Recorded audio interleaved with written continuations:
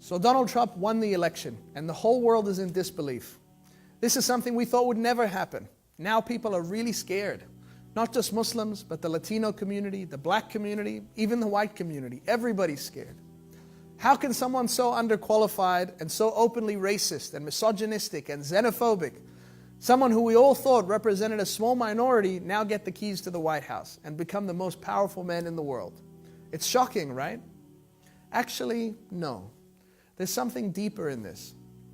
So before you freak out wanting to change your Muslim name, to get rid of your hijab, or to shave your beard, or remove your Muslim identity, just hear me out.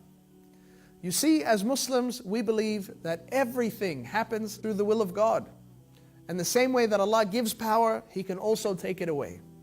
So it shouldn't really matter to us who wins this election. Allah is always in control. It's also important to know that in whatever Allah allows to happen, there is a wisdom. There isn't a coincidence. So this happened for a reason.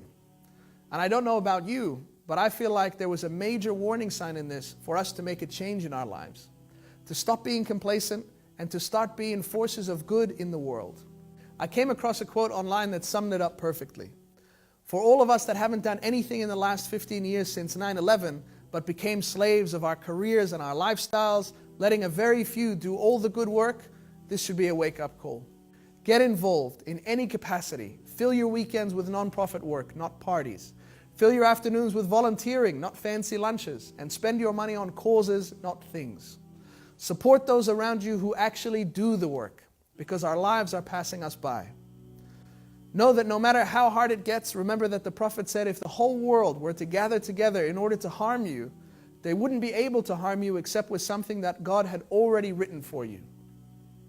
Did we expect this life to be easy? Allah tells us so many times in the Quran that we will surely be tested, to know who will struggle for the sake of Allah and to know those who will be patient. We must also know that through these tests and through these dark times, the most miraculous things can happen. Only if we trust Allah and we keep working. In our history, we've seen some of our predecessors face the toughest circumstances, when it seemed that all hope was lost. Think about the time Prophet Abraham was thrown into the fire for preaching about Islam. It wasn't until he landed in it that he understood Allah's plan and that Allah saved him. Think about Moses and the Red Sea.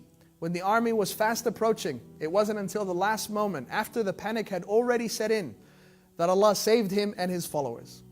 And think about the Prophet Muhammad, peace be upon him, with Abu Bakr on the migration, hiding in the cave, when Abu Bakr said, if the Quraysh only look down into this cave, they will see us.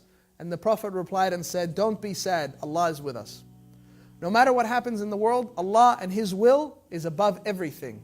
He hears all and He sees all. And lastly, if you do feel overwhelmed, if you're tempted to run and hide, or change your name, or take off your hijab, never forget that Allah also says in Surah At-Talaq, and whoever depends on Allah, Allah will be enough for him. It's time to get real about our responsibility to work for a better world, as Muslims and examples for humanity. And to our non-Muslim brothers and sisters, we don't see this as a Muslim struggle. This is a human struggle. We all have to work for a better world together. Peace. Everything I have.